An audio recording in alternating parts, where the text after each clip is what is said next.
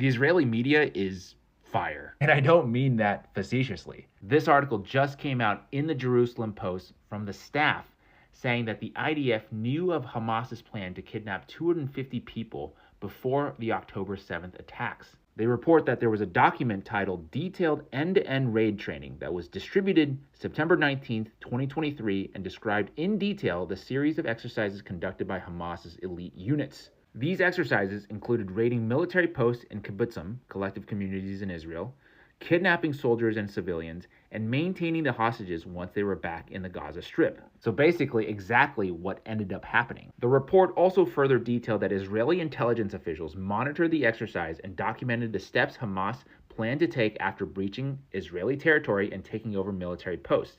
They expected the number of hostages, according to the document, was going to be between 200 and 250 people. Also, exactly the number of hostages that ended up being taken. They literally knew exactly what they were going to do, what areas they were going to attack, and how many hostages that they would take. In fact, on October 9th, just 2 days after the attack, the Times of Israel reported that Egyptian intelligence officials said that Israel ignored repeated warnings of something big, and that unnamed Egyptian officials told the site that they were shocked by Netanyahu's indifference to the news. And we gotta ask, why was he so indifferent? Well, good news, he told us.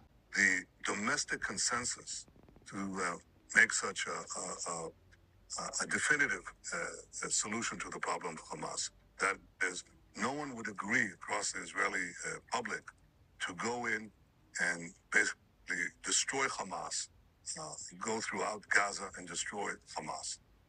We didn't have the international consensus either. Nobody would understand. Why are we doing it? Both conditions were created because of the Hamas savage attack on Israel.